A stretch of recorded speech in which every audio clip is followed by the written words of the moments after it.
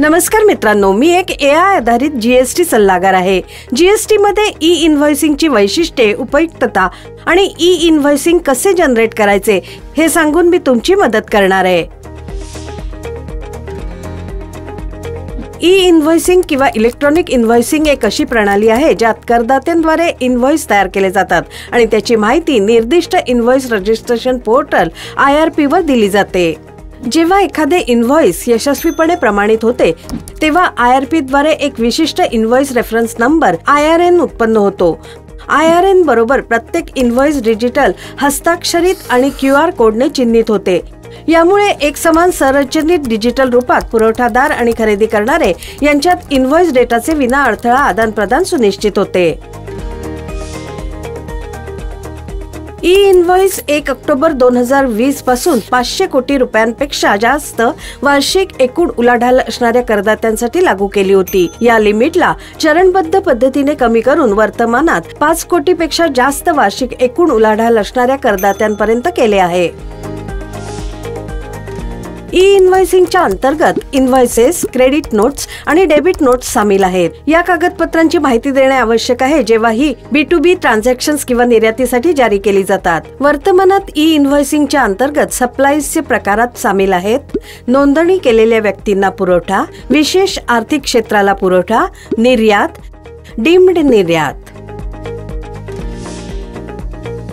GST E invoice नोंदणी करण्याची प्रक्रिया सोपी आहे। ई-वे बिल पोर्टलवर रजिस्टर करदाता e-invoice1.gst.gov.in वर त्याच क्रेडेन्शियल्सचा उपयोग करून ई इनव्हॉइस प्रणालीमध्ये लॉग इन करू शकतात। पहिल्यांदा जीएसटी इन रजिस्टर करण्यासाठी हेडर मेनूमध्ये नोंदणीकरणच्या अंतर्गत पोर्टल लॉग इन वर क्लिक करावे लागेल। त्यानंतर उपयोग करणाऱ्याला ई इनव्हॉइस नोंदणीकरण फॉर्मवर रिडायरेक्ट केले जाईल। सगळी माहिती आणि OTP व्हेरिफिकेशन नंतर उपयोगकर्त्याला एक युजर नेम आणि पासवर्ड तयार करायला सांगितले जाते, ज्याला पुष्टीसाठी पुन्हा दाखल करणे आवश्यक आहे। सेव्ह वर क्लिक केल्यानंतर ही प्रक्रिया पूर्ण होते आणि उपयोगकर्ता नवीन क्रेडेन्शियल्ससह ई इनव्हॉइस प्रणालीमध्ये लॉग इन करू शकतो। ही प्रक्रिया वेगवेगळ्या IRP साठी थोडी वेगळी असू शकते।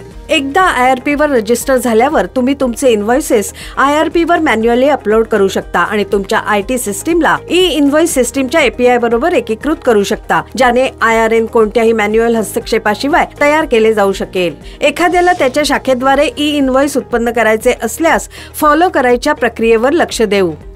तुमचे इनव्हॉइस तुमचे सामान्य अकाउंटिंग, बिलिंग किंवा ERP सिस्टीम वापरून तयार करा। इनव्हॉइस तयार झाल्यानंतर इनव्हॉइस रजिस्ट्रेशन पोर्टल IRP वर त्याचा रिपोर्ट करावा लागेल। हे विविध प्रकारे केले जाऊ शकते, ज्यात API आधारित इंटिग्रेशन, ऑफलाईन युटिलिटीज किंवा IRP द्वारे प्रदान केलेल्या इतर सुविधा सामील आहेत।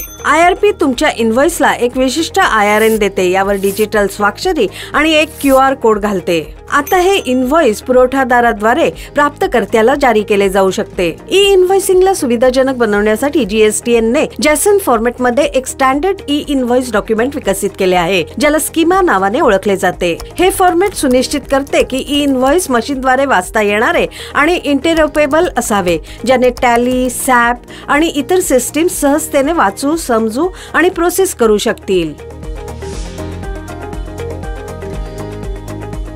परंतु काही क्षेत्र आणि संस्थांना ई इनव्हॉइसिंग अनिवार्यतेचे पालन करणे आवश्यक नाहीये। ई इनव्हॉइसिंग पासून सूट मिळालेल्या संस्था अशा प्रकारच्या आहेत: विशेष आर्थिक झोन्स, विमा करता, बँकिंग कंपन्या आणि वित्तीय संस्था, ज्यात गैर बँकिंग वित्तीय कंपन्या सुद्धा सामील आहेत, माल परिवहन एजन्सीज, रस्ता मार्गाने मालाच्या परिवहनाशी संबंधित सेवा प्रदान करणारे, प्रवासी परिवहन सेवा देणारे सप्लायर्स, मल्टीप्लेक्समध्ये सिनेमॅटोग्राफिक फिल्म्सच्या प्रदर्शनासाठी सेवा प्रदान करणारे सप्लायर्स, सरकारी विभाग, स्थानीय प्राधिकारी। हे समजणे महत्त्वाचे आहे की ही विशेष सूट संस्थांसाठीच फक्त आहे, पुरवठा किंवा ट्रान्झॅक्शन्ससाठी नाही। याशिवाय नील रेटेड किंवा पूर्णतः सूट प्राप्त सप्लाईजसाठी ई इनव्हॉइसिंगची आवश्यकता नाही आहे। अशा मामल्यात टॅक्स इनव्हॉइसच्या जागी बिल ऑफ सप्लाय जारी केले जाते। चला आता ई इनव्हॉइसिंग मुळे होणाऱ्या फायद्यांबद्दल बोलूया। B2B इनव्हॉइस डेटाच्या एकदा केलेल्या रिपोर्टिंगमुळे अनेक एंट्रीजची आवश्यकता कमी होते। GSTR1 रिटर्न्स मध्ये B2B विवरण स्वचलित रूपाने दाखल होते, ज्यामुळे वेळ आणि मेहनत दोन्हीची बचत होते. ई इनव्हॉइस डेटाचा उपयोग करून ई-वे बिल तयार केले जाऊ शकते, ज्याने लॉजिस्टिक्स सुव्यवस्थित होईल. इनपुट क्रेडिट व्हेरिफिकेशन सोपे करते, विसंगती कमी करते. B2B इन्व्हॉइसेसचे पूर्ण विवरण इनपुट क्रेडिट आणि आउटपुट टॅक्स सिस्टीम लेव्हलवर जुळवून सुनिश्चित करून कर चोरी कमी करण्यात मदत करते. इन्व्हॉइसेसची प्रामाणिकता सुनिश्चित करते, ज्यामुळे नकली इन्व्हॉइस तयार करणे समाप्त होत आहे. ई इन्व्हॉइस डेटाच्या आधारावर HSN डेटा GSTR1 च्या टेबल 12 मध्ये स्वचलित रूपात ड्राफ्ट करणे. इन्व्हॉइस रेफरन्स नंबर गणनाचा चार्ट मासिक आधारावर उपलब्ध आहे. ई इन्व्हॉइसचे front office portal Hindi, Tamil, Marathi आणि गुजराती मध्ये सुद्धा उपलब्ध आहे. या सर्व सुविधा तुमच्या व्यावसायिक दक्षतेला उत्तेजन देतात आणि उत्तम अनुपालन सुनिश्चित करतात. ई इन्व्हॉइस व्हेरीफाय करण्यासाठी तुम्ही हस्ताक्षरित जेसन फाईल किंवा QR कोड स्ट्रिंगला निर्दिष्ट पोर्टलच्या ई इन्व्हॉइस सिस्टीम अपलोड करून किंवा व्हेरीफाय QR कोड मोबाईल ॲपवर करू शकता. ई इन्व्हॉइस मध्ये दिलेल्या QR कोड मध्ये खालील मुख्य माहिती असते: सप्लायरचा GST इन, प्राप्तकर्त्याचा GST इन, सप्लायर द्वारा दिला गेलेला इन्व्हॉइस नंबर, इन्व्हॉइस तयार केल्याची तारीख, इन्व्हॉइस मूल्य, करयोग्य मूल्य आणि सकल कर, लाईन आयटम्सची संख्या, मुख्य आयटम्सचा HSN कोड, विशिष्ट IRN, इन्व्हॉइस रेफरन्स नंबर आणि IRN जनरेट केल्याची तारीख.